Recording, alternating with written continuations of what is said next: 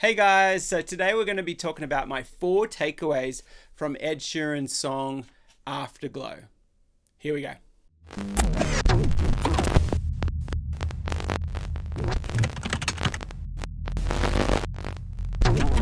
Hi, my name is Steve Cullen for thesecretstomusicsuccess.com, and today I'm going to share with you 4 takeaways or 4 things that I grabbed from Ed Sheeran's song Afterglow. And it's such a great song. When I listened to it, I was just like, I was immediately grabbed by that. Number one, that vocoder sound that it had kind of like this vocal synth or Ovox, another plugin that kind of does it. But it's a vocoder, which creates that robotic kind of sound or harmonizer, you could call it. And so it had a really, really, really cool, unique kind of sound.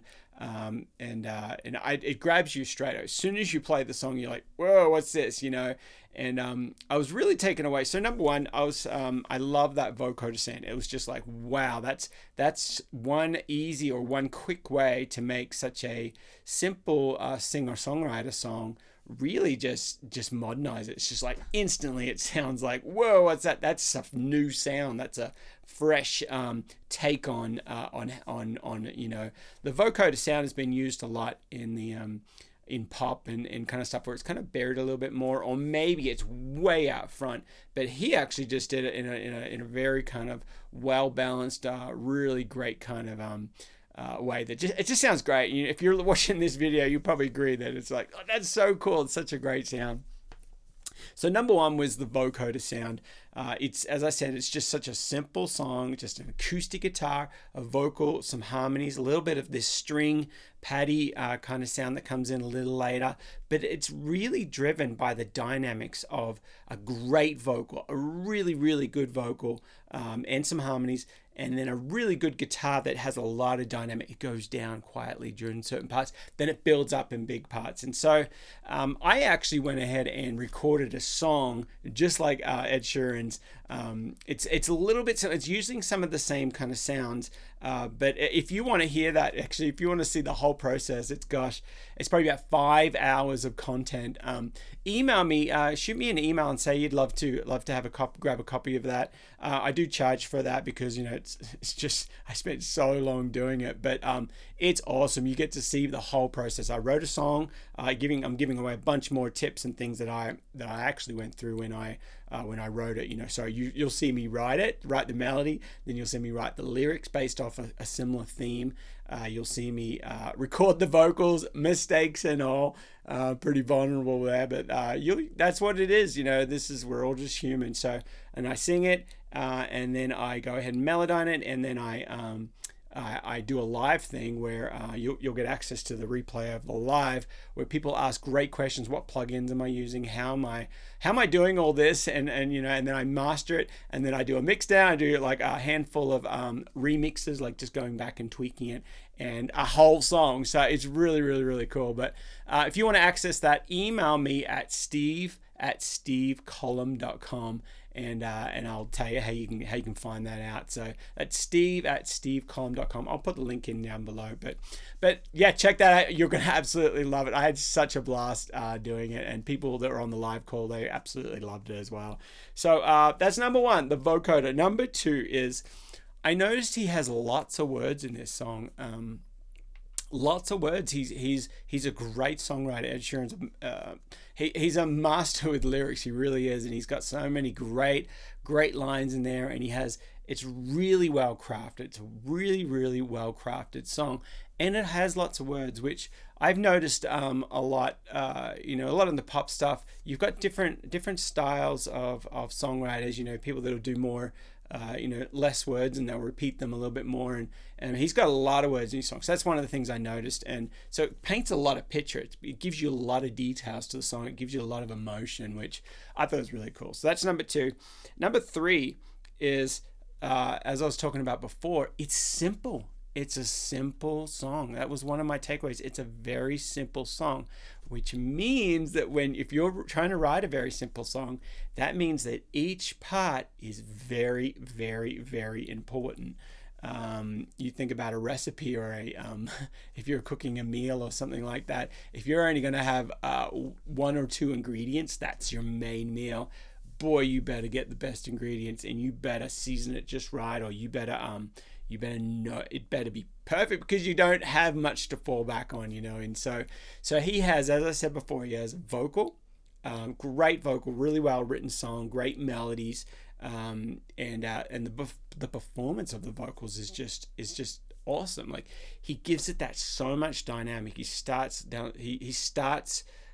He has the dynamics. He goes up and he's getting really big, and then he's like really singing it like with so much passion, and then he comes down for the lower parts, and then the harmonies are right alongside. So he's got harmonies. He's got one acoustic guitar that just it doesn't just drive, but it drives where it needs to, and it starts off just slow, softer at the dynamic parts, the quieter parts, and then he gets bigger, and so he only uses a handful of instruments.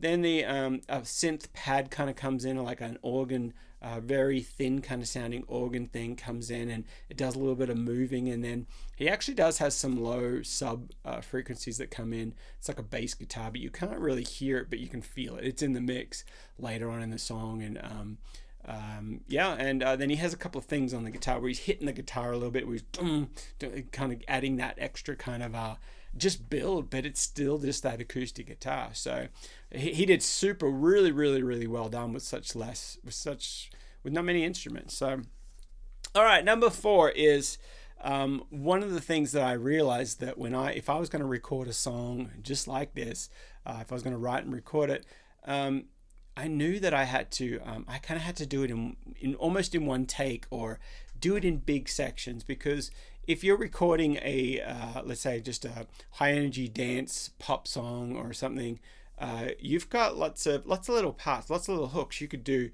the first little line, da da da da da da, and da da da. You do it a few times and stack it, and then you can do the next part.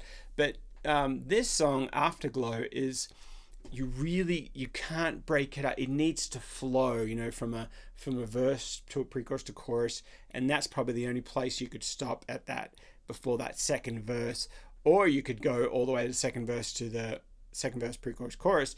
It needed to really kind of like kind of one take. That's the idea, and we don't always do it in one take. And in my in the song that I did that sounds like Ed Sheeran, I actually did 4 takes, like doing verse, pre-chorus, chorus, and I stopped and did 4 of those, and then I did four of the second verse, second pre-chorus, second chorus.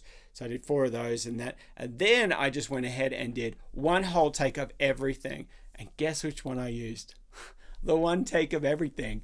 I think there might have been a couple little words that I was out of tune or whatever, and I just comped some of the other ones. But overall, it was that one take, because it really needed that flow. It really needed that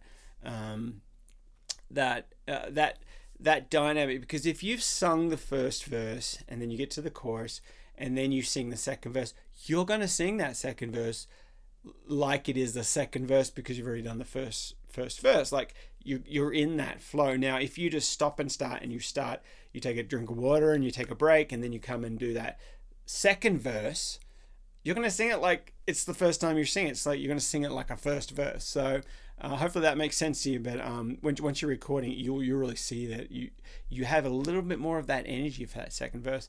And so that 5th take I did, the one I just ran through without even turning my brain on and just jamming on it, having fun with it, that was the one that I ended up using 95% of it. So awesome, guys. So hopefully that helps. Again, number 1 was the vocoder sound. Number 2, he uses lots of words in his lyrics. Number 3, it was a simple song. It was a very simple part, simple acoustic guitar, one acoustic guitar, a few vocals with all the harmonies and stuff, and that vocoder thing. Number 4 is, if you're going to record a song like this, it's got to take less takes. You can't chop it up. It's got to be more flowing. And but hopefully that really helps. Please, if you're not a subscriber, go ahead and add me or subscribe to the channel, and and then hit the notifications button. And also, if you want to get more pop songwriting tips and mixing tips, head over to thesecretstomusicsuccess.com, and I'll put the link below. And yeah, download that free PDF and check that stuff out. And of course, if you want to hear the full song that I did and all the go through the whole, it's basically you're sitting in the room in a session with me. I'm there pushing all the buttons, making all the mistakes, and crafting this song. It's, you know, sculpting this song, crafting this song. You get to sit in the room, virtually in the room, and just watch me as I'm doing that. It's so cool. Email me if you want to view that and check that out. Email me at steve@stevecollum.com. The link's below. And yeah, and I hope you have a wonderful day, and I will see you in the chat.